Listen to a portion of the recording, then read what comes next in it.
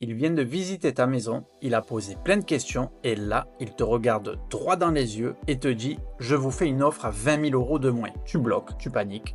Tu ne sais pas quoi répondre. Respire, ce n'est pas une catastrophe, c'est une opportunité si tu sais quoi faire. Dans cette vidéo, je vais t'apprendre à gérer les objections comme un pro. Pas en t'improvisant négociateur, mais en adoptant la bonne posture et les bons réflexes. Tu verras que ce n'est pas une question de répartie, c'est une question de méthode. Voilà le plan. D'abord, je t'explique pourquoi 90% des vendeurs réagissent mal aux objections et comment penser différemment. Ensuite, je te montre les 6 objections les plus fréquentes et comment y répondre concrètement. Enfin, je te partage un script pas à pas pour répondre à l'objection la plus stressante. On vous fait une offre à 20 000 € de moins. Et si tu veux qu'on en parle ensemble, je t'offre même un appel à la fin. On commence tout de suite avec un constat simple mais brutal. 90% des vendeurs réagissent mal aux objections. Pas parce qu'ils sont incompétents, mais parce qu'ils ne comprennent pas ce qui se joue vraiment. Nous allons voir dans cette vidéo comment ne plus paniquer ni subir quand une objection se présente. Et en fait, tu vas voir que c'est une question de posture. Ce n'est pas une question de technique et tout se joue dans le mindset.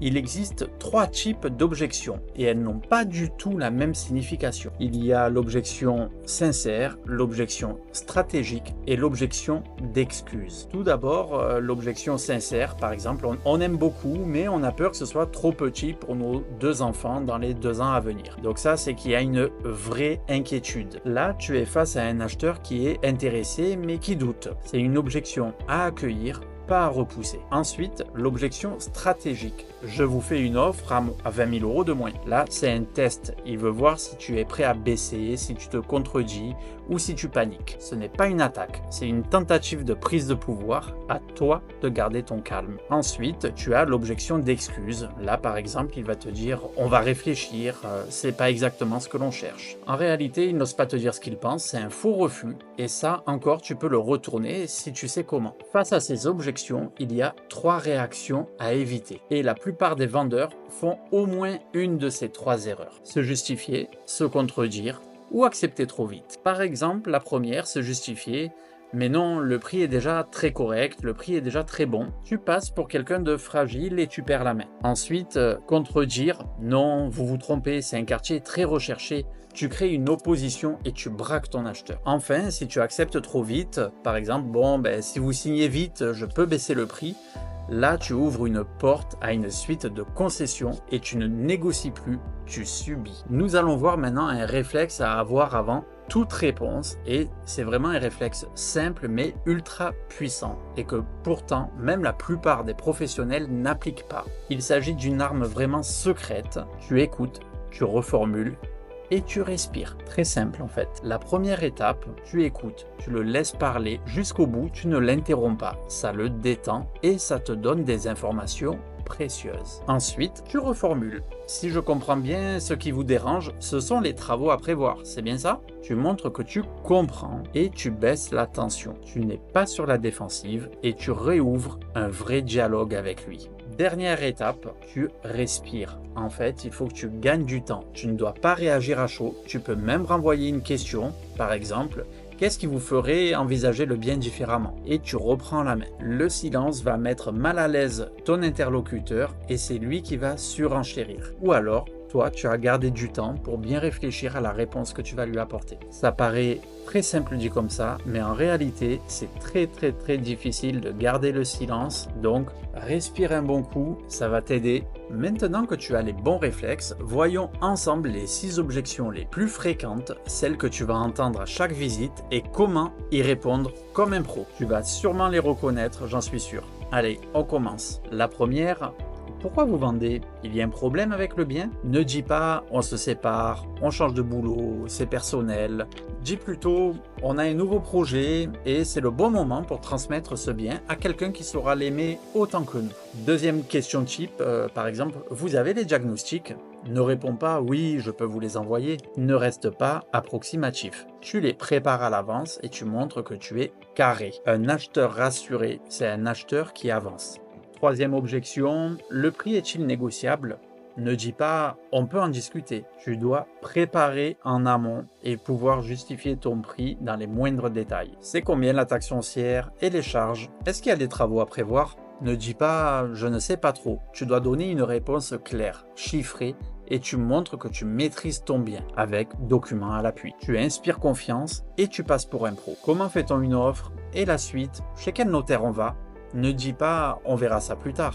La plupart des acheteurs ne savent pas comment s'y prendre, ils ont peut-être jamais acheté ou acheté il y a très longtemps. Tu deviens leur référent. Et un acheteur qui se sent encadré, rassuré, reste. L'acheteur aime savoir où il va. Pourquoi vous ne passez pas par une agence? Ne dis surtout pas pour éviter les frais d'agence. Dis plutôt que tu préfères garder la main sur la vente et accompagner les visites toi-même pour que ce soit plus transparent pour l'acheteur. Dans toutes ces objections, il y a quand même une chose très importante à retenir, c'est qu'une objection, ce n'est pas un problème, mais une opportunité qui se présente à toi et un acheteur qui manifeste un réel intérêt pour ton bien. S'il n'était pas intéressé, il serait déjà parti et ne prendrait pas du temps à te poser toutes ces questions-là. Et maintenant, tu es prêt à répondre. Nous avons vu comment appréhender l'objection, comment répondre en se préparant à ces différentes objections, et nous allons voir maintenant comment répondre à une bien spécifique que tu redoutes peut-être. Je vous fais une offre à 20 000 € de moins. Tu ne sais pas comment réagir, tu bloques, tu paniques, tu veux dire un truc malin mais tu ne sais pas quoi.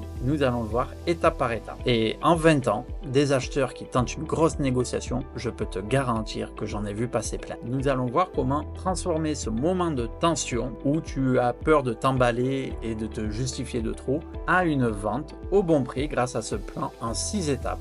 Ne dis pas « c'est déjà un bon prix, j'ai plein d'autres visites à venir après vous ». Reprends le contrôle de la négociation. S'il envisage une offre, c'est qu'il se projette déjà dans le bien. Donc tu peux lui formuler la question et tout ça pour récupérer un oui afin de garder le contrôle de la négociation. N'argumente pas à chaud et ne justifie pas ton prix en te défendant. Tu identifies la vraie source du doute, tu poses une question ouverte, par exemple, qu'est-ce qui vous fait penser que le prix est trop haut? De cette manière, il va vraiment te donner des armes pour la suite de la négociation. Et ça t'évite de juger trop hâtivement et de partir sur une mauvaise piste. Ne réagis pas avec agacement ou ironie.